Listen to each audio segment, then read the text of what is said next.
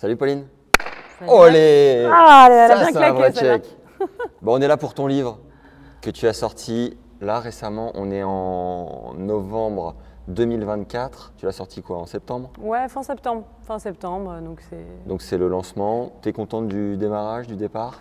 Écoute, oui, en tout cas, les retours, ils sont hyper bons, même de gens que je connais pas. Donc c'est Ouais. ça le plus important, parce que ma famille, ils vont forcément me dire que, que c'est bien. Mais non, en tout cas, les premiers retours que j'ai, c'est ce qui peut-être me fait le plus plaisir, c'est qu'on en apprend vraiment. Parce que voilà, on m'a vu beaucoup dans les médias parler de mon histoire. Et le but, c'était voilà, d'écrire autre chose, de parler de l'envers du décor, donc ce qu'on voit pas forcément. Ah, magnifique.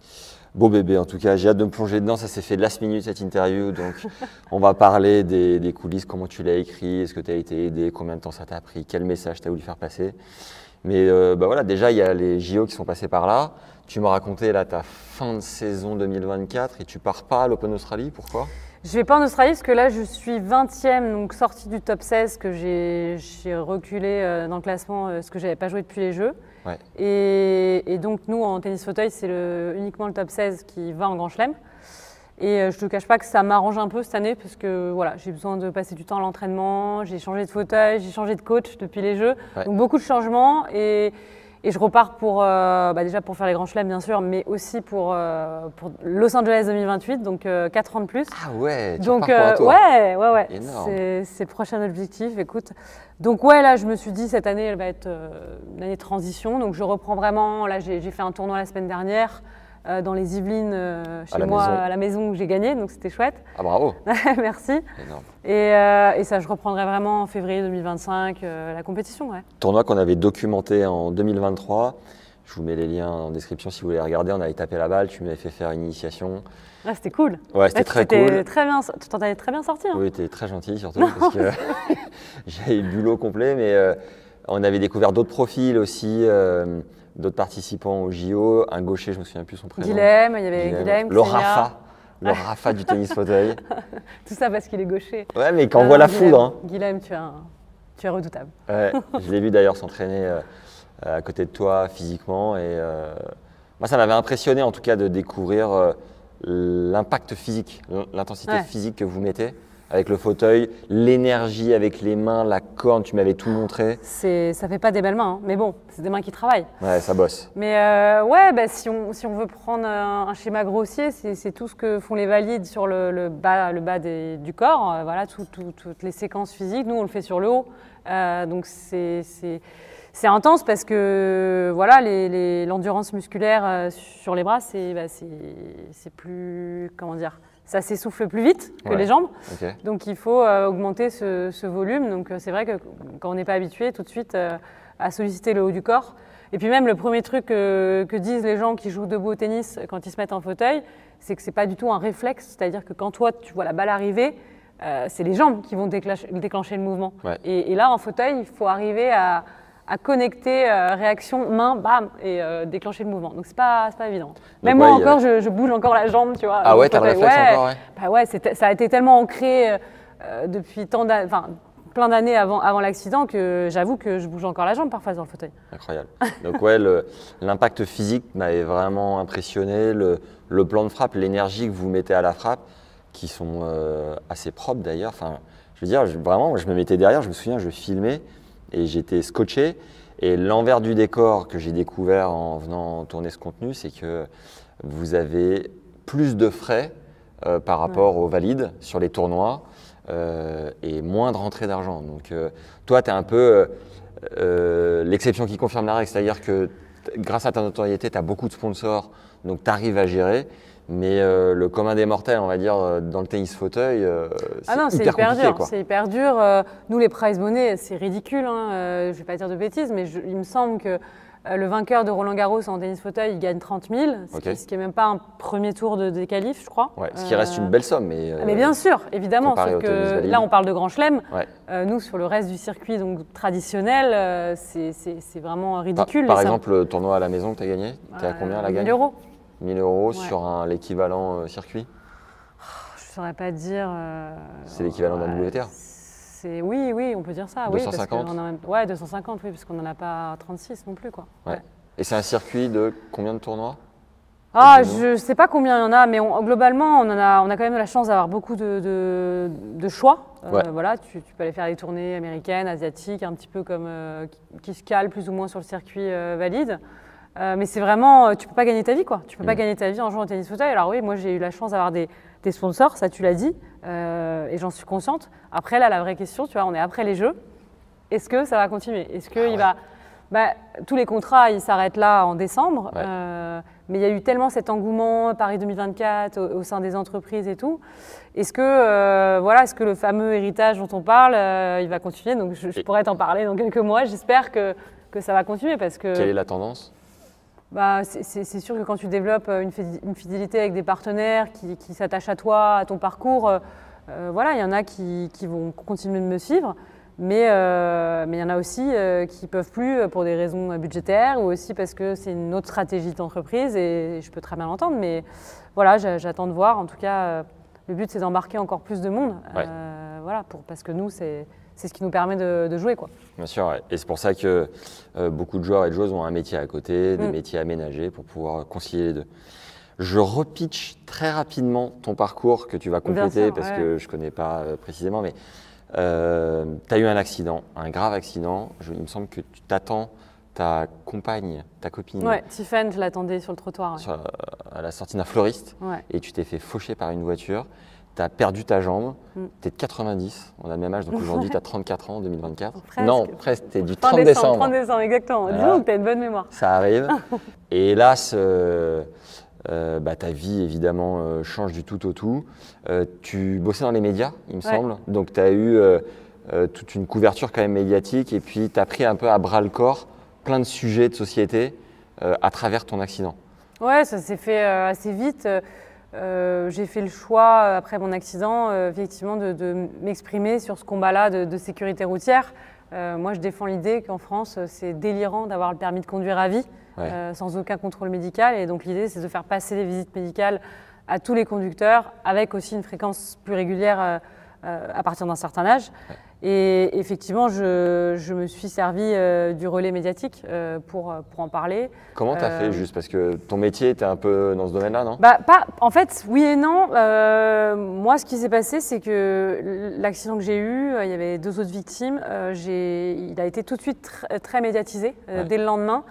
Parce que, heureusement, c'est un accident très grave en plein Paris qui n'arrive pas tous les jours, mais qui, du coup, a relancé ce débat des seniors au volant. Et en fait, à l'époque, moi j'ai eu beaucoup de sollicitations, sauf que évidemment, je n'étais pas du tout en mesure d'y répondre et j'avais ni l'envie. Et c'est mon père à l'époque qui a pris la parole dans les médias avec sa colère de papa. Lui, il avait besoin de s'exprimer. Et quelques temps après, quand je me suis sentie prête et avec l'énergie suffisante, je me suis dit, c'est à moi de mener ce combat maintenant. Et donc, voilà. Et c'est vrai que le fait d'avoir bossé dans les médias avant, c'est drôle parce que du coup, je suis de l'autre côté de la caméra maintenant, mais ça me donne une idée de quoi dire et disons que c'est une connaissance du milieu qui m'aide dans le sens où je suis toujours dans le contrôle de ce que je peux dire, de ce qui se fait, de ce qui se fait moins. Et ça va plus vite. Donc donne-nous un peu des insights sur comment tu sais quoi dire et qu'est-ce que tu dis du coup. Non, mais c'est-à-dire que… Comment ça marche? Moi, je sais que parfois, on veut aller chercher de l'émotion chez une personne qu'on interviewe. Moi, je sais que j'ai toujours fait le choix, parce que je suis pudique aussi, de pas du tout tout ramener à mon histoire personnelle et de tout de suite être dans l'utilité publique. Donc, qu'est-ce qu'on peut faire pour que ça n'arrive plus à d'autres? Voilà, tu me feras jamais pleurer. Non, je rigole. Vous n'êtes pas prêts? Vous n'êtes pas prêts. Donnez-lui 30 minutes. Non, mais tu vois, et c'est pour ça que ce livre, je me suis dit, voilà, il y a le jeu des médias où tu mènes un combat, c'est très sérieux, évidemment, etc. Mais j'ai jamais pris le temps d'expliquer ce par quoi je suis passée. Et je pense que c'est important de le dire parce que les gens pensent que j'ai une vie de dingue, extraordinaire, où tout va bien et tout. Mais non, en fait, ça va. Mais ce que je veux dire, c'est que ça a été long pour arriver à une stabilité dans la vie de tous les jours et bien sûr dans le tennis.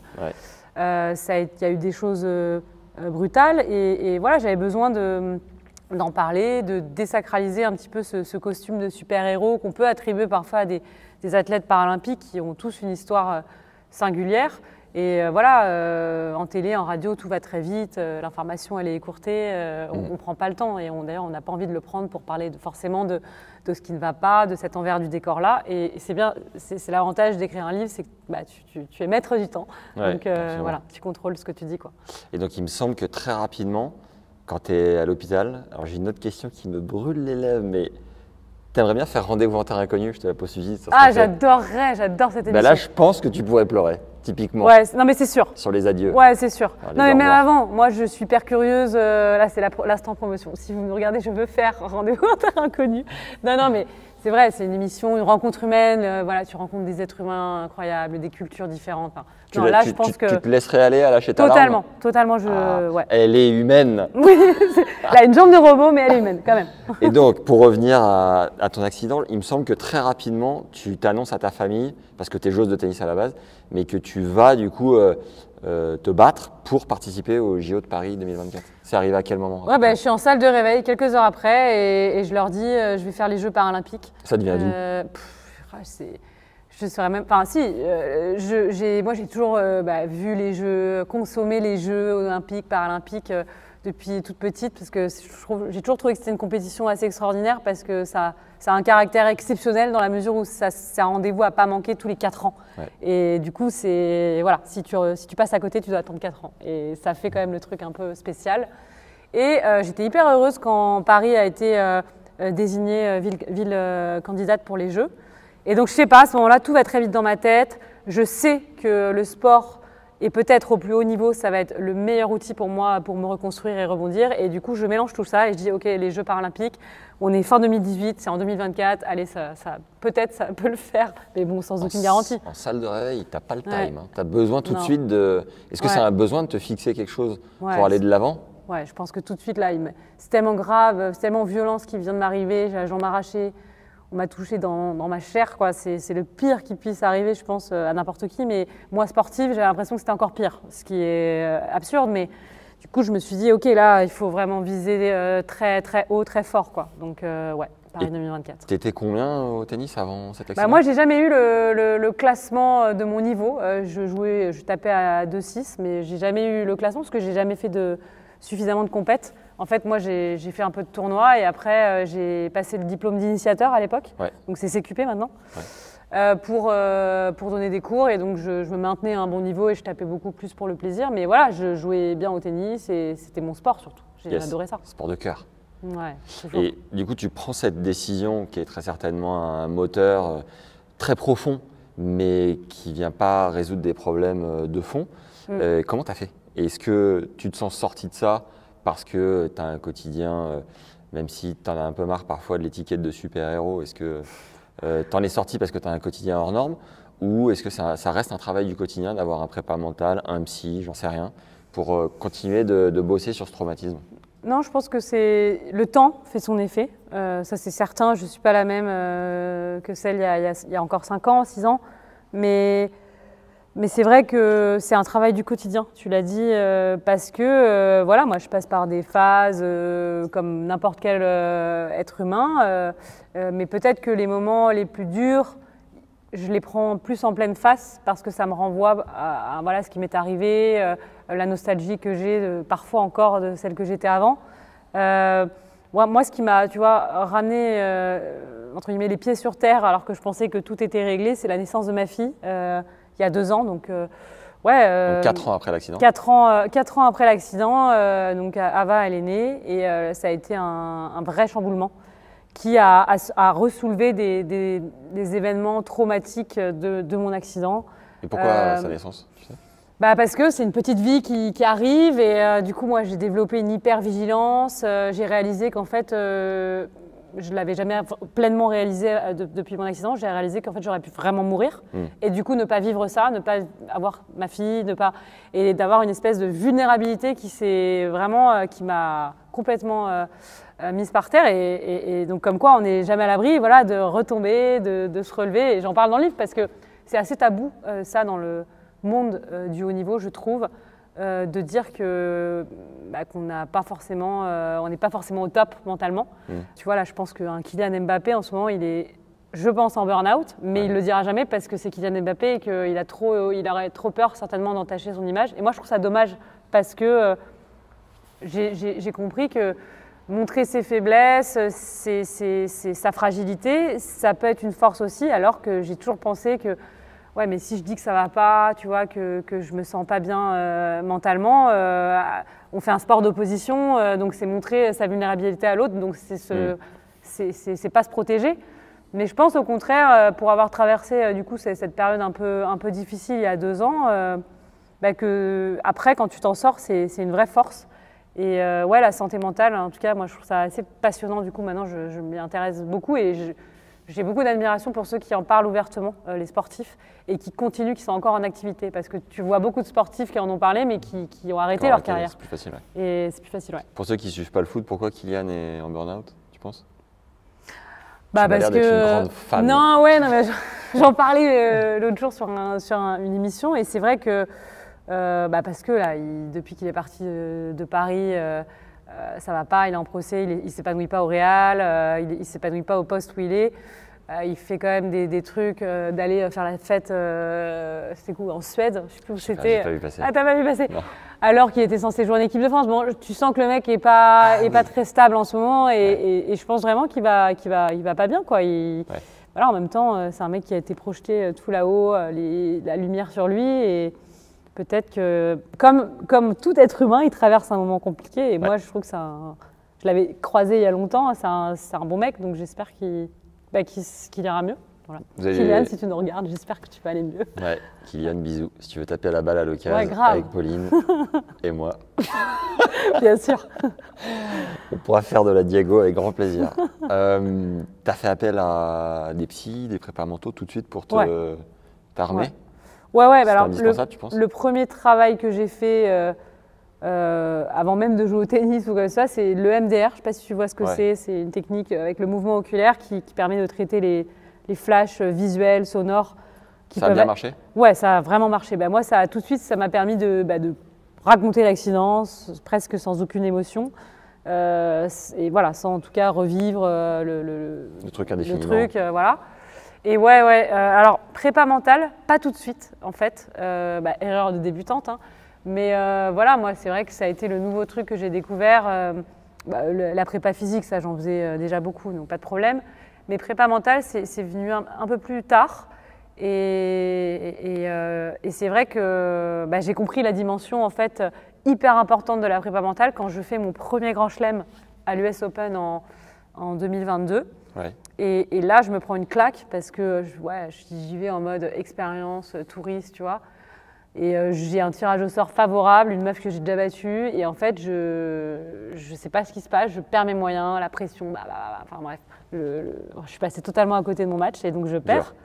Dur. Et là, je rentre, je me dis, en fait, je prétends en tout cas vouloir faire les jeux. Je ne peux pas ne pas me préparer et être saisie par l'enjeu comme ça.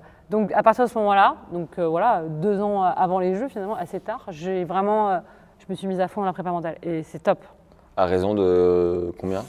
En fait, avec mon prépa mental, on se parle très souvent, tu vois, par message. Après des vraies séances, ça dépend des périodes, mais au moins une toutes les 2 semaines. Et sinon, on peut s'appeler chaque semaine. Ouais. Après, quand on est en tournoi, c'est sûr que je l'ai tous les jours au téléphone, quoi. Et tu sens que ça lève des verrous sur des questions, la confiance en soi, et même dans ta vie de femme, ou c'est vraiment lié au sportif pur? Disons que lui, en tout cas, Jonathan, que j'embrasse, il est obligé de prendre en compte mon histoire et ma vie. Et c'est ça qui est bien. Et en revanche, c'est sûr qu'on parle de ce qui se passe sur un terrain de tennis, comment ça peut s'exprimer. Moi, je sais qu'au début, j'avais beaucoup de colère et quand j'étais sur un cours, c'est comme si je jouais ma vie presque et c'était trop. Ça me desservait. Donc, il a fallu vraiment ajuster ça avec l'imagerie mentale, par exemple, l'hypnose aussi. Donc, on a utilisé beaucoup de techniques, mais appliquées dans le tennis, mais bien sûr, après qu'il ait appris à me connaître et qu'il comprenne pourquoi je réagissais comme ça, quoi. T'es mariée? Ouais, on est presque mariés, on n'est pas que c'est avec Tiffen. Ça arrive, ça arrive. Il y aura Kylian d'invité au mariage ou pas? Bah, j'espère, je l'invite en tout cas, il n'y a pas de problème. Et Fred Lopez aussi pour en inventaire avec nous. Ouais, À ouais. faire une grande fête. Et tu débriefes tes séances de prépa mentale avec ta femme? Enfin, tu as bientôt femme ou ça reste, tu gardes un peu ce jardin privé sportif? Bah, je peux en parler avec elle, mais c'est vrai qu'en tout cas, la prépa mentale, ça reste un moment, je pense, à moi. Voilà. Ok. Non pas que c'est des choses confidentielles, mais c'est un temps pour moi et j'essaye voilà, de gérer ça toute seule. Peut-être à la différence d'un psy où tu vas du coup peut-être débriefer avec ta meuf, mais ouais, non, la prépa mentale, c'est assez perso. Ouais. Puis de toute façon, Tiffen, elle apprend encore ce que c'est le tennis. Tu sais, elle ne savait pas jouer, elle ne savait pas compter le score. Donc déjà, elle fait beaucoup d'efforts pour me suivre. Donc je ne vais peut-être pas en plus la saouler avec ce que j'ai dit en prépa Non, mentale. parce qu'à 5-3, Ouais, 15-30, mais non, mais c'est ça, on passe pour j'ai des fous. dégoupillé, Tiffen, tu comprends? C'est ça. Du coup, ton livre, tu l'as terminé à quel moment par rapport au JO 2024? Il était fini 6 mois avant. 6 mois avant, j'avais bien... Ouais, 8 mois avant, j'avais fini de l'écrire. Ok. Ouais. Est-ce qu'on parle en premier de... Et j'ai refait une... Il y avait une fin Ouais. quand même, parce que je vais jusqu'au jeu, Ouais. que j'ai écrit en décalé. Ok. Voilà. Est-ce que tu nous racontes 2-3 anecdotes un peu croustillantes du livre d'abord et après les JO ou dans l'autre sens? Qu'est-ce que tu préfères? Bah, on peut parler des jeux, hein, sans suspense. Bah alors du coup les jeux, ouais, tu bosses 2 ans en amont avec un prépa mental, tu bosses avec Aurélie, son nom de famille, Somariva. voilà, beaucoup plus facile, que j'ai rencontré au tournoi que tu as gagné chez toi dans les Yvelines. Aurélie, énorme bisou, qui m'a coaché au Cap d'Agde à la NTC, un soutien Ça m'étonne pas d'elle. magnifique, vraiment, Ouais. j'ai adoré sa vibe, merci beaucoup. Et donc, Donc j'étais bien entourée, ouais. elle m'a fait comprendre l'investissement que c'était maintenant que vous faites, vous ne bossez plus ensemble, en tout cas à l'heure actuelle. Elle m'a fait comprendre à quel point elle avait du temps pour elle aujourd'hui, parce que c'est un investissement de dingue Ouais, quand tu es ouais. avec un sportif de haut niveau. Qui plus est, un joueur de tennis qui voyage énormément. Du coup, tu as mis tous les moyens vous aviez mis tous les moyens de vos côtés. Est-ce que tu peux nous raconter comment ça s'est passé? Parce que ça n'a pas été si facile que ça, quoi. Ça avait été compliqué. Non, ça a été compliqué. Aurélie, ouais, c'était le deal, c'était l'aventure Paris 2024. Donc, j'ai toujours respecté sa décision d'arrêter de m'entraîner, même si ça a été difficile. Mais effectivement, tu l'as dit, c'est tellement d'investissement, de sacrifice aussi pour les entraîneurs que je peux comprendre que voilà, que tu aies envie d'autre chose et juste d'avoir une vie, en fait. Ouais. Donc voilà, mais en tout cas, Aurélie, je lui dois beaucoup parce que c'est elle qui m'a repérée. On a démarré ensemble cette aventure. Elle a commencé avec une débutante parce que oui, je joue au tennis, mais en fait, j'ai dû déconstruire mon tennis d'avant pour arriver à jouer en fauteuil, pour manipuler le fauteuil et pour faire avec la colère que j'avais à ce moment-là, parce que c'était même pas un an après l'accident. Donc sur le terrain, elle avait quand même une fille qui montait vite dans les tours. Donc voilà, elle a fait ça avec vraiment beaucoup d'intelligence et de patience. Et on est allé loin ensemble, on a fait des grands chelems ensemble. Et voilà. Vous êtes montés combien toutes les deux ensemble? Moi, mon meilleur classement, c'est 13e mondial. Et voilà, on a fait quasiment tous les grands chelems, sauf Wimbledon, parce que Wimbledon, c'était jusqu'à l'année dernière, c'était le top 8 mondial qui pouvait faire le tournoi. Donc on divise par 2 au cut habituel. Ouais, donc pas grand monde, mais là ils ont ouvert, donc ça c'est le prochain objectif, de faire WIM. Et donc Paris 2024, donc on y est, et donc ouais, c'est l'aventure, une aventure de 5 ans pratiquement qui se termine. Juste avant d'arriver à Paris, est-ce que 6 mois, 3 mois, 2 mois, 1 mois avant, parfois tu as les boyaux qui se tordent dans le ventre quand tu penses à Paris, ou au contraire tu es galvanisé? T'es comment? Avant les Jeux, moi, j'ai jamais eu les boyaux qui se tordaient. J'ai toujours été excitée, en fait, à l'idée de vivre ça. Bon feeling. Ouais, vraiment cool. Pas de pression en mode handicapante, pour le coup. Ouais. Le seul point d'interrogation, c'était l'après. Et d'ailleurs, 6 mois encore avant les Jeux, je disais à mon prépa mental, par contre, si j'ai pas de médaille, parce que l'objectif, faire les Jeux, c'était transformer assez rapidement en « je veux faire une médaille ». Oui. Et je disais, si j'ai pas de médaille, ce sera un échec, je vais très mal le vivre, ça va être une catastrophe, je vais m'écrouler, quoi. Ouais.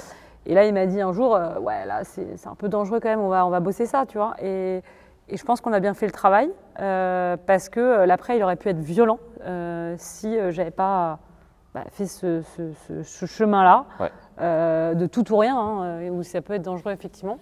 Et donc, ouais, moi, j'étais excitée à l'idée de vivre les Jeux. Ça a été incroyable, à la hauteur de tout ce qu'on pouvait imaginer. Moi, j'ai jamais eu de doute sur le fait qu'il y allait avoir un engouement voilà, national de tous les Français. Et c'était fou. Il y a déjà eu les Jeux Olympiques. Moi, je me souviens, c'était pendant ma période de vacances, ma seule semaine de vacances où j'étais sur la plage avec le téléphone et je suivais toutes les compétitions des Jeux et j'avais tellement hâte d'y être. Et de voir justement l'effervescence, je me disais mais c'est génial, mais pourvu que ça dure, mais je suis sûre que ça va durer pendant les Paralympiques. Ça veut dire que tu as coupé, tu t'es pris une semaine de vacances? Ouais, une petite semaine pendant les... Parce que nous, attends, je sais plus dans les dates, mais les Jeux Olympiques c'était mi-juillet, fin juillet, ça? Jusqu'à début août? Oui, certainement. Ouais, c'est ça. Bon, j'ai plus les dates. Mais en gros, c'était un mois avant que nous, on démarre. Ok. Le début des Jeux, Ouais. Et après, il y avait 2 semaines de battement. Ouais, et pour avoir de la fraîcheur mentale, tu t'es dit, ça, je la place là, ça va me faire du bien. Ouais, parce que surtout, nous, la fin de saison, pré-saison, mars, avril, mai, juin, juillet, c'est excessivement chargé. Ouais. Donc j'étais cuite, quoi. C'est vraiment, j'ai enchaîné les tournois jusqu'à la dernière minute. Et il y a Steph Houdet qui est allé chercher Yannick Noah aussi dans la préparation. Ouais. Tu as eu à faire à Yannick un peu? Bien sûr. On est partis déjà en Coupe du Monde, les garçons et les filles ensemble à Antalya, en Turquie, en mars dernier. Et là, c'est le groupe France qui se forme et tout, donc c'est chouette. Et Yannick, sur le papier, il est évidemment capitaine des mecs, mais il était avec nous et il est vachement dans le partage et tout. Franchement, c'était vraiment une fraîcheur de l'avoir, avec son regard, son expérience. Et puis bon, et moi, il me fait trop marrer, quoi. Ah ouais? Ouais. Vous avez tapé des bonnes barres? Ah déjà en Coupe du Monde et pendant les Jeux, c'est vrai que ça a été un peu mon binôme de conneries, tu vois. Énorme. Balance-nous deux là qui te reviennent. Non, mais c'est non-stop. On allait sur la cérémonie et on fait un direct pour l'équipe et je lui dis avant, Yannick, voilà, je te préviens, on va faire un direct sur le plateau, on est en live, je sais plus comment, je crois qu'on dit on est en live, parce qu'après, voilà, il va me dire que... je crois que je l'ai vu dans la voiture, non? Ouais, dans la voiture, on est en chemin, et donc voilà, et en fait, il commence à faire des blagues, il commence à vanner sur lui, et il se rend compte en direct, donc il dit « Ah, mais c'est un vrai truc », il comprend pas, en fait, il comprend en direct qu'il est en direct, voilà. Donc Yannick, quoi, qui est perché, mais voilà, mais franchement... Je le remercie parce que il est arrivé avec sa bonne humeur, son énergie dans ce groupe France qui se connaît depuis longtemps et ça fait du bien en fait d'avoir des nouvelles personnes et voilà, lui il en a vécu des belles, il a un regard, une expérience qui est hyper intéressante et qui peut vraiment nous apporter. Yes. Voilà, il connaît le haut niveau donc c'était chouette de l'avoir. Alors tu arrives à Roland. Ouais. Comment ça se passe? Déjà le tirage au sort, tout ça, raconte-nous. Le tirage au sort, j'y suis pas allée, j'aurais peut-être dû d'ailleurs. C'est vrai. Ouais, tirage au sort, je le vois et c'est vrai que je vois que je joue donc elle est récemment devenue 5e mondiale, Angélica Bernal, une Colombienne, contre qui je perds même pas 2 mois avant, en 3-7. La dernière compétition que j'ai faite avant les Jeux, je perds contre elle. Et tu te dis quoi quand tu apprends que tu la joues? Je me dis que ça va être dur, alors que c'est possible, c'est une fille que j'ai déjà battue. Mais c'est juste que depuis les derniers temps avant les Jeux, elle était sur une courbe ascendante de confiance où la meuf, elle a perfé, elle a battu des meufs du top 5 mondial, enfin elle était en feu quoi. Et là, je me dis, ok, bon espérons qu'elle le soit moins.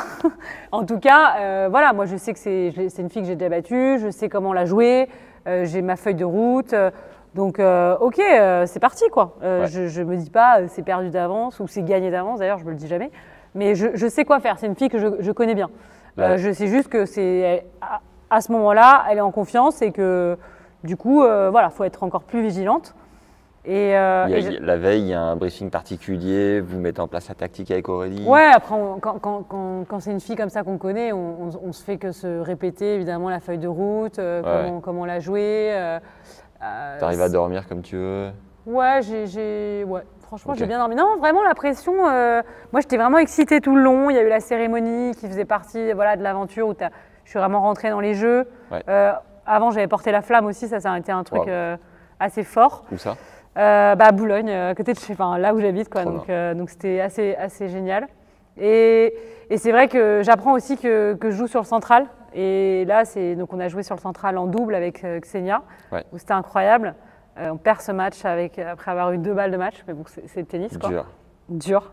Et on a été surprise par Xenia, ces mêmes Colombiennes. Je te coupe juste, qui est un vrai espoir du tennis mondial en fauteuil, qui est française, qui a gagné l'US Open en 23. En junior, En junior, que tu mentors peut-être un peu, non? Je sais pas, à qui tu transmets des trucs. En tout cas, en double, j'avais l'impression un peu d'être sa grande sœur. Oui, elle est tellement jeune et tellement douée à la fois que, bien sûr, moi, je suis dans la transmission de ce que je peux, de l'expérience un peu plus grande que j'ai qu'elle, mais franchement, elle n'a pas besoin de moi. Après, c'est vrai que, oui, forcément, elle est plus jeune, donc c'est le bébé du binôme, quoi. Très bonne main, adore faire des rétros. Elle m'avait régalé dans les Yvelines. Ok, du coup, ton entrée sur le central, ça dit quoi? C'est incroyable. J'avais déjà joué sur le central, mais franchement, ça t'es jamais blasé de jouer sur le central, habillé au jeu. En plus, c'était incroyable. Ambiance de dingue. Ambiance de dingue. Franchement, sans présomption, j'ai jamais vu Roland comme ça.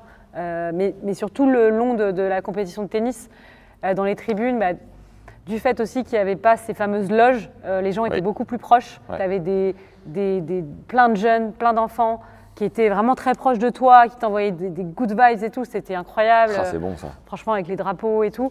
Moi, j'ai adoré cette ambiance. Je fais ce match. C'est dur parce que moi, je joue pas bien. Je me précipite, sûrement à cause de l'envie de bien faire et aussi la pression qui monte. Sur le moment, je le sens pas trop. Mais la meuf me pousse, la meuf joue très bien. Et juste, elle a été vraiment beaucoup plus forte que moi ce jour-là. Sauf que ça tombe au jeu, donc dur, quoi. Et donc je perds et je sais que c'est fini. Et donc évidemment, je suis hyper triste parce que c'est pas du tout comme ça que j'imaginais mes jeux. J'avais envie que ça continue justement aussi pour cette ambiance, parce que faire des jeux à la maison, c'est qu'une fois dans une vie. Donc c'est très dur, c'est peut-être le plus dur. Mais quand je sors, j'ai perdu un match de tennis, mais j'ai l'impression d'avoir gagné beaucoup plus en fait. Tu vois, c'est bizarre. T'arrives à pas être trop effondré, quoi. Si, sur le moment, je suis effondrée. D'ailleurs, je quitte le cours, je suis en larmes. Enfin, je suis en larmes dignement, mais j'ai quitté le cours, je suis allée pleurer tout ce que j'avais à pleurer. Mais parce que faut que c'est normal. C'est normal. Si ça me faisait rien, si je pleurais pas, c'est là que ça serait bizarre. En revanche, tout de suite après, parce que ce qui est dur dans ces moments-là, mais ça, tous les tennisman le vivent, c'est que tu vas répondre à la presse, alors que tu as juste envie d'être seul. Et donc tu tiens bon encore le temps des questions. Et quand je sors de là, il se trouve que les gens étaient en train de sortir du central dans les coursives, dans les allées, et me retrouvent. Et en fait, là, j'ai 200, 300 personnes qui se mettent autour de moi et qui commencent à chanter une Marseillaise. Wow. Et là, c'était un moment tellement puissant. Je te jure, j'en ai des frissons, quoi. C'était juste merci, quoi. Et vraiment, encore une fois, pourtant j'avais perdu, mais j'avais l'impression d'avoir gagné et c'était incroyable. Et là, je sais pas, j'ai fait un switch dans ma tête et j'ai dit rendez-vous en 2028.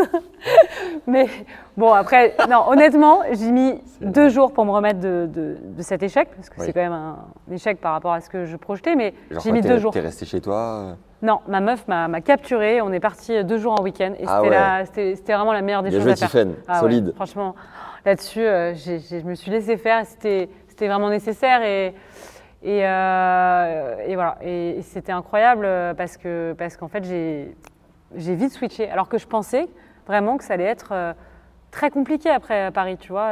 Ça faisait 5 ans que je parlais des jeux, et là, ça y est, c'était passé, quoi. Et donc, je suis contente parce qu'après, on a pris des vacances, etc. Mais là, quand j'y repense, bien sûr, j'ai de la nostalgie, etc. Mais j'en retiens vraiment que du positif. J'ai compris que c'était une étape. J'ai compris que j'ai dû tout faire en accéléré pendant même pas 5 ans. Face à des joueuses, tu vois, la fille que j'ai jouée, la colombienne, elle joue depuis qu'elle a 10 ans. Donc à un moment donné, c'est la loi du temps, hein, j'ai envie de dire. Donc j'ai compris que c'était une étape et avec 4 ans de plus, là, ça serait encore mieux pour moi en 2028. Et concrètement, vraiment, tu dis que tu es vite passé à autre chose, mais parfois on peut ruminer un match, même un tournoi de club pendant 3-4 jours. Toi, ça t'a pris combien de temps d'arrêter de dire Je vais te dire la vérité, je pense que j'ai pas encore revu mon match. Ok. J'ai pas revu mon match des Jeux. Oui, mais t'es plus dans cette. Ouais, mais on pourrait se dire qu'est-ce que j'ai mal fait, qu'est-ce que tu vois, faire un débrief aussi, un visionnage, etc. Encore trop tôt là. Ouais, mais surtout, je pense que c'est pas le moment de le faire. Oui, du coup, c'est trop tôt. Et en fait, pour l'instant, ça appartient au passé et je préfère aller de l'avant en fait. Ok. Voilà. Et tu as mis plusieurs jours aussi à faire un post, je me souviens, qui était assez touchant. T'as eu besoin de couper et pour réapparaître à un moment. Moi, c'était quoi le pire pour moi, le plus dur pour moi, je pense, c'est de décevoir les gens. C'est con, hein, mais j'avais l'impression de ne pas avoir été à la hauteur des attentes des gens. Et ça, c'est vrai que c'était hyper déceptif pour moi parce que je ne vais pas dire que j'avais honte, mais j'étais tellement triste quoi, de ne pas les emmener encore plus loin avec moi.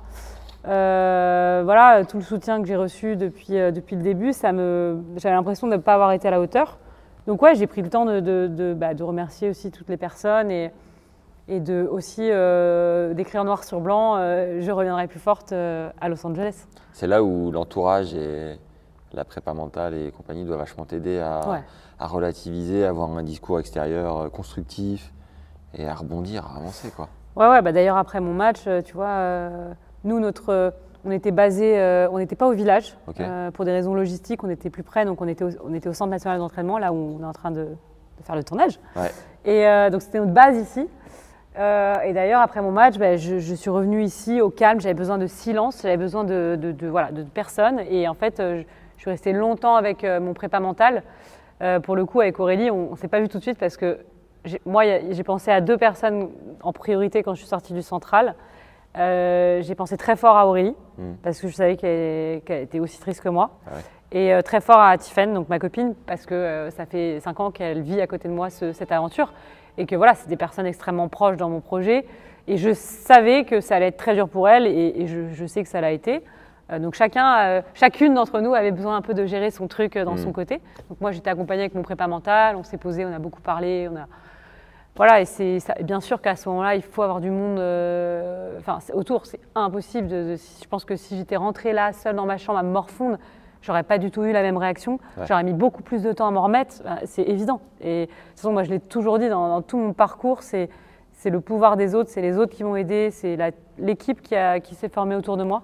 Et c'est tellement important. Ton sparring aussi, Damien, non? Ouais, Damien. Ouais, bien sûr. Énorme, Damien. Champion de, je sais pas quel jeu de cartes, mais au Cap d'Agde, ça jouait fort avec Aurélie là. Ah ouais, non, mais Damien, c'est la fine équipe. C'est voilà, un sparring, un prépa physique, une coach, un kiné. Enfin, il y a tellement de monde en fait. C'est un travail d'équipe. C'est ça qui est beau. On a fait une vidéo pour suivre la Bundesliga avec une équipe de filles en Allemagne. Et il y avait une jeune qui disait il m'arrive de m'enfermer 3 jours dans ma chambre quand je perds. Oh, 3 jours. Mais vraiment, je l'ai fait répéter plusieurs fois. Je dis mais t'es sûr? 3 jours. Mais c'est incroyable. Ah ouais, c'est waouh. Ah non, moi je pourrais pas, je crois. Ouais. Du coup, j'ai hâte de me plonger dedans, mais fais-nous kiffer un peu là pour ceux qui se demandent est-ce que je le prends ou pas. Je pense que déjà, tu n'as pas besoin de nous en parler plus que ça. Ta personnalité, elle donne envie, elle inspire, tu es solaire, tu es rayonnante, ça fait du bien, c'est très cool d'échanger avec toi. Mais qu'est-ce que tu as essayé tu nous as dit ce que tu avais essayé de transmettre. Balance-nous 1 ou 2 anecdotes, 1 ou 2 trucs un peu croustillants, qu'on aime bien, qui marchent bien, tu vois. Envoie du lourd, Pauline. Ah, bah là, je suis très mauvaise pour vendre ce… Si, tu m'as dit en off que… Qu'est-ce que j'ai dit tu as essayé de dire, là où ça n'avait pas été facile quand tu as commencé le tennis fauteuil, qu'il y a eu des jalousies à plusieurs étages. Ah oui, bien sûr. Ouais, non, en fait, ça c'était violent pour moi de rentrer dans cette famille du tennis. Voilà, pour moi, naïvement, on est tous du même pays, on joue pour la France et tout. Et c'est vrai que moi, voilà, j'étais la petite nouvelle. Et il y a eu beaucoup de jalousie quand je suis rentrée. parce que je pense que j'ai eu le malheur d'afficher mon ambition qui était celle de participer au jeu. Ok. Et ça, dans la tête de certains, certains, ils entendaient la meuf dit qu'elle va gagner au jeu. Sauf que moi, j'ai toujours dit, ouais, moi, je vise les jeux. Et j'ai l'impression qu'en France, quand tu affiches tes ambitions, parfois, tu peux passer pour la fille qui a le boulard, qui se la pète, alors que c'est plutôt une manière de se galvaniser et de poser un objectif. Tu vois, moi, j'ai jamais dit que j'étais la plus forte, quoi que ce soit. J'ai dit, moi, je vais tout faire, je vais me donner les moyens pour y arriver. Et du coup, c'est vrai que ça a été violent de découvrir que, qu'il y avait des jalousies. Moi, je vois une meuf arriver qui joue bien, qui est... tu vois, je vais prendre l'exemple de Xenia qui est arrivée après moi. Moi, je suis ravie. C'est hyper challengeant, c'est cool parce qu'en plus, on peut jouer en double, c'est compétitif. Enfin, moi, j'aime la compétition aussi pour ça. Enfin, Et Xenia, ce qu'il y a, c'est qu'elle a un parcours où elle fait déjà partie de la fédé depuis longtemps, les gens sont habitués.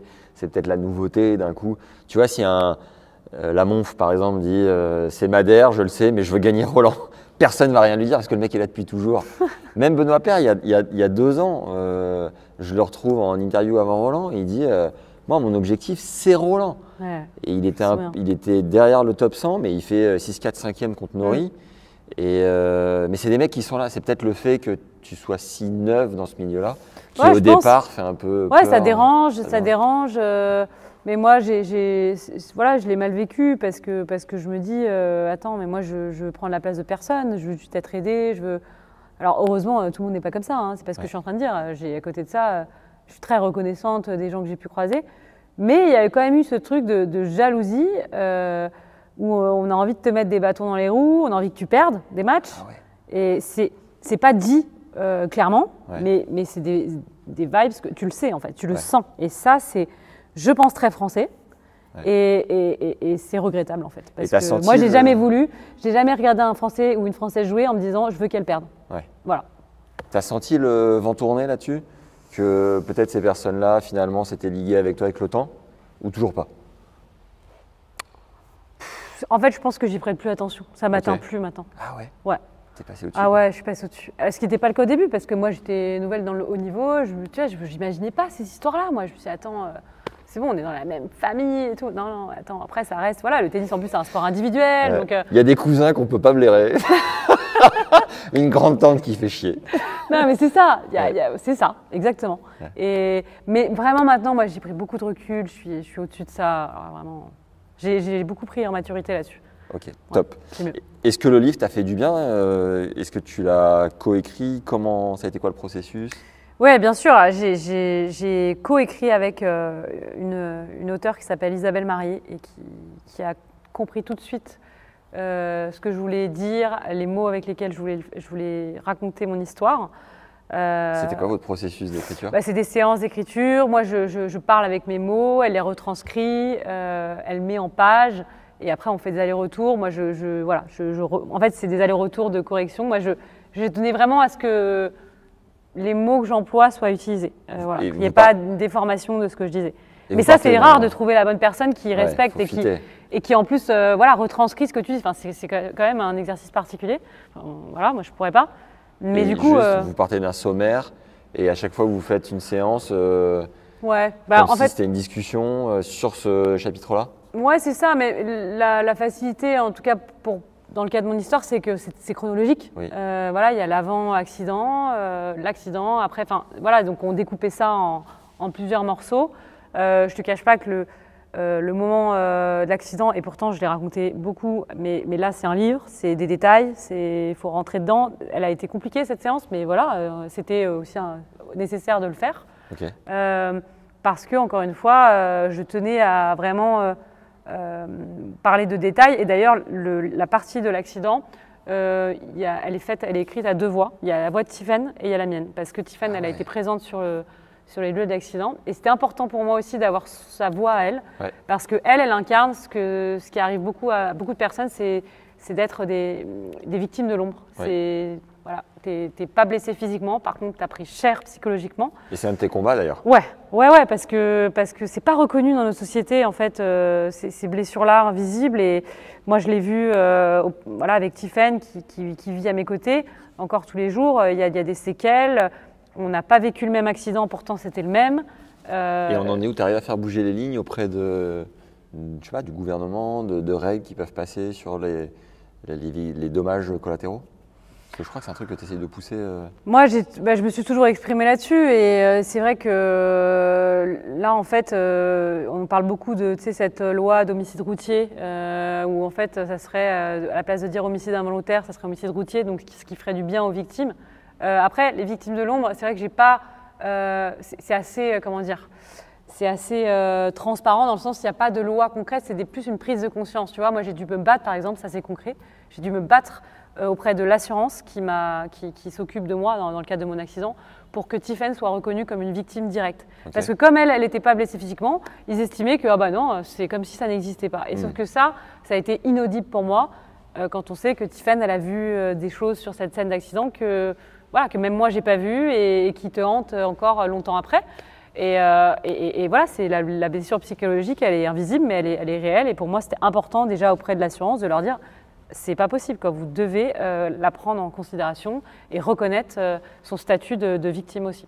Et concrètement, tu peux dire ce que l'assurance a accepté de faire pour Tiphaine? Ah bah là, c'est toujours en cours. C'est toujours en cours. Tu sais, c'est hyper long. Tu te fais des expertises psychologiques, physiques pour établir ton niveau de préjudice. Mais tout ça, c'est très long. Tu vois, moi, ça va faire 6 ans. Et là, j'arrive à la fin de ces histoires d'assurance, mais c'est vraiment long, quoi. Et ils peuvent prendre en charge, par exemple, alors, oui, psychologique et tout, quoi. Alors bien sûr, moi j'ai la chance, par exemple, ça j'en ai pas parlé, tu vois, mais la prothèse que j'ai, c'est un genou assez intelligent, puisqu'il y a un microprocesseur, il capte mon allure et tout. Et ça, c'est un genou qui n'est pas remboursé par la sécurité sociale. Ça coûte plus de 100 000 €. Donc, et tu dois le renouveler tous les 6 ans. Ah ouais. Parce qu'il a une date, je dirais, d'expiration. Et ça, ce genou-là, j'ai pu l'avoir parce que l'assurance du conducteur qui m'a fauché le prend en charge. Et c'est un luxe parce que si je m'étais, par exemple, accidentée toute seule, je n'aurais pas le droit d'avoir j'aurais pas le financement pour avoir ce genou. Donc ça, c'est un combat aussi important. Ton fauteuil aussi? Ouais, le fauteuil, c'est sur mesure. Et là, je viens de changer. C'est avec Autoboc, une marque qu'on a beaucoup vue présente, notamment pendant les Jeux paralympiques. Et donc, moi, je suis partie en Allemagne faire un moulage. Vraiment, on a fait ça sur plusieurs week-ends avec les Allemands de Autoboc. Et c'était un travail de longue haleine pour trouver la bonne position, le bon calibrage, etc. Et là, je suis très contente parce que je m'entraîne depuis 2 mois maintenant avec. Et le but, c'est d'optimiser le déplacement, donc le jeu. Et donc, il est un peu pris en charge, il est un peu couvert ou pas? Alors oui, tu as une partie prise en charge par la sécurité sociale, mais c'est des fauteuils qui coûtent, avec les matériaux, le carbone, ça peut vite coûter 15 000, 20 000 €. Tu vois, et tu dois le changer aussi régulièrement? C'est toi qui vois. En soi, un fauteuil, ça peut durer toute la vie, mais c'est juste qu'à force de jouer, d'améliorer son niveau, je dirais, ça va avec, tu vois, c'est bien de faire des petites modifs. Moi, c'est au bout de 5 ans que je me suis dit, je préférerais peut-être être comme ça pour m'appuyer sur ma jambe, pour avoir un appui là. Mais ça, c'est à force de pratiquer. Stéphane, il n'a pas changé non plus 10 000 fois de fauteuil, mais tu vois, là encore, je pense qu'il en est à son 4e, 5e, je ne vais pas dire de bêtises, mais comme si il a changé. Voiture, ouais, c'est ça, c'est important d'évoluer aussi. Je t'ai coupé du coup sur, je sais plus où on en était, on coupera ça au montage. Qu'est-ce qu'on disait?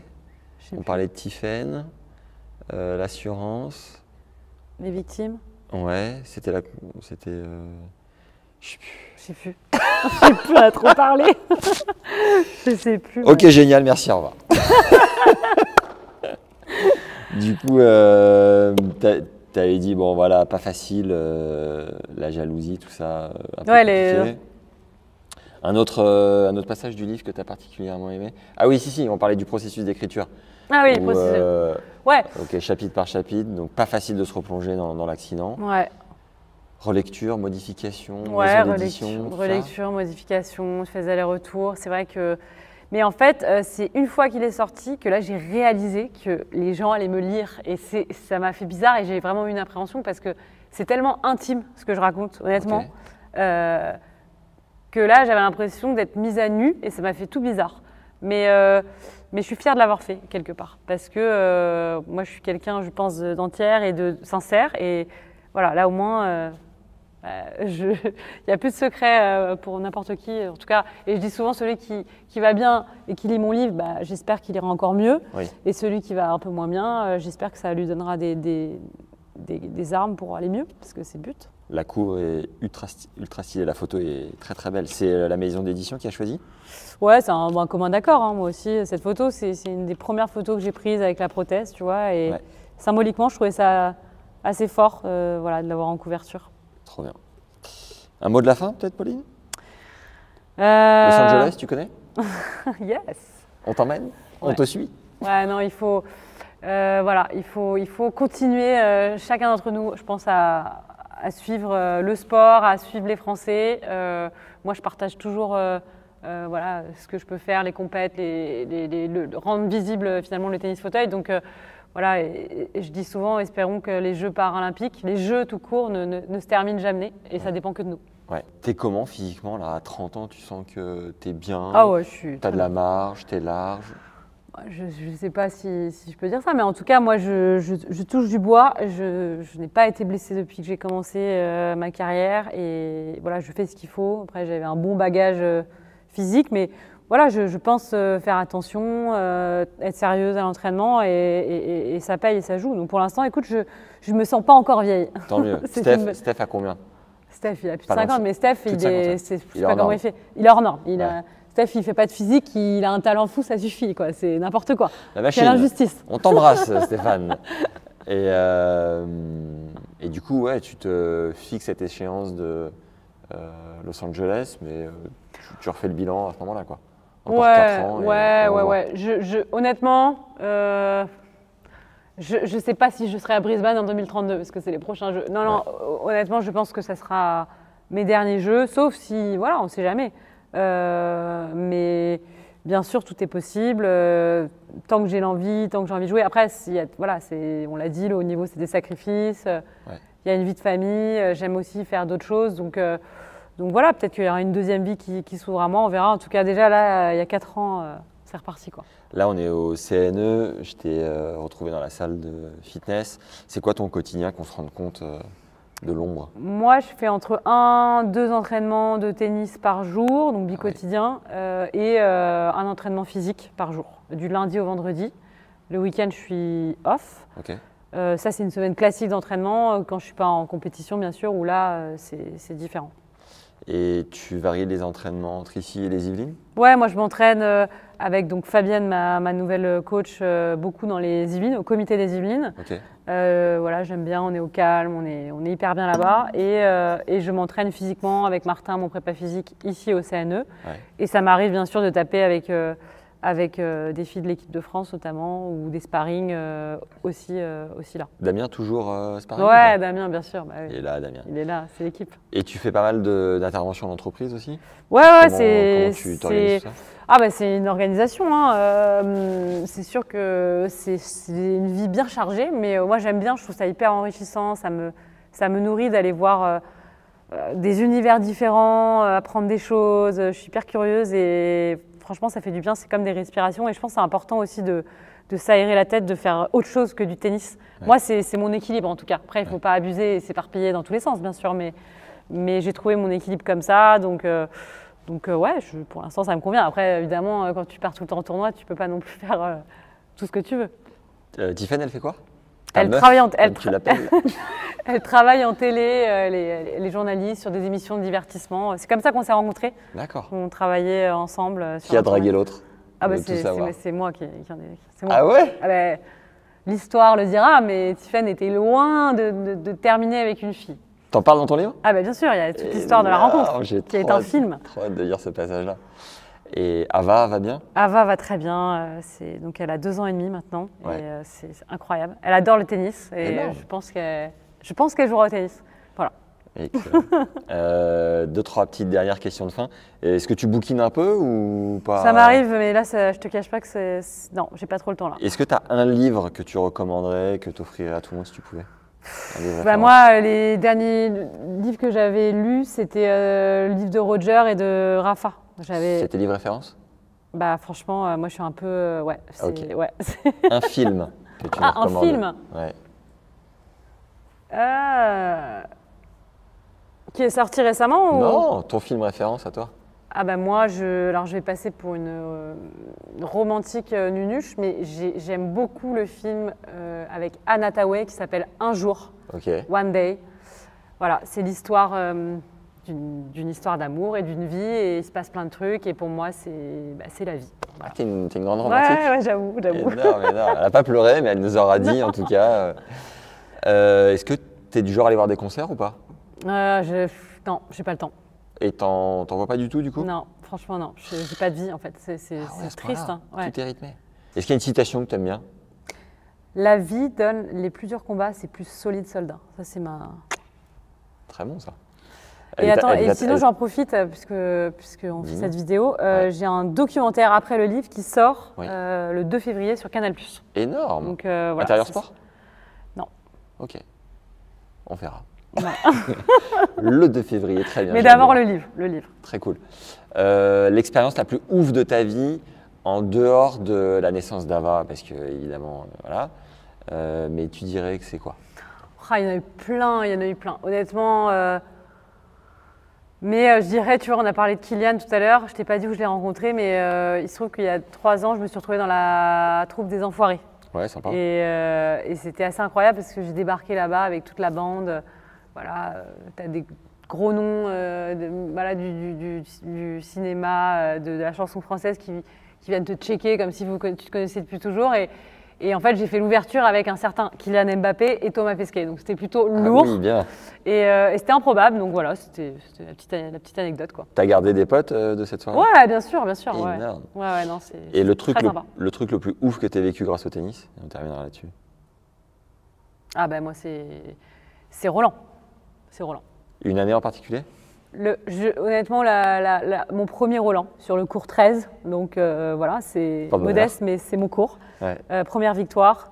C'était incroyable parce que Roland, il faut savoir que c'est le tournoi qui m'a donné envie de jouer au tennis, que je regardais petite, avec des étoiles dans les yeux, j'ai toujours habité à côté. Et franchement, d'en être et de gagner à Roland, c'était incroyable. C'est vraiment, pour moi, la petite fille... voilà, je pense avoir dit à la petite fille que j'étais, bah tu vois, on l'a fait, quoi. Et c'est Énorme. chouette de pouvoir réaliser ses rêves. Très très bon. Si vous voulez le livre pour Noël ou même après, n'hésitez pas, je vous mets le lien en description. Merci Pauline. Bah, merci à toi, Et, c'était cool. Ouais, très cool. Merci d'avoir regardé, écouté, peu importe où vous êtes. N'oubliez pas de vous abonner, de mettre un petit like ainsi qu'un commentaire. Je mets ton compte Insta, je pense que c'est là Ouais, où tu bien es sûr. Vous pouvez active. suivre mes aventures. Ouais, Voilà. ouais. Et à la prochaine. Salut Max, ciao. Bon, il n'est pas aussi bon qu'à Non, l'entrée, c'est- mais démarrer mal. Ah non! Ah non! Et voilà! Allez, bisous. Tu m'as broyé la main. Mais non! Ah, bah, c'est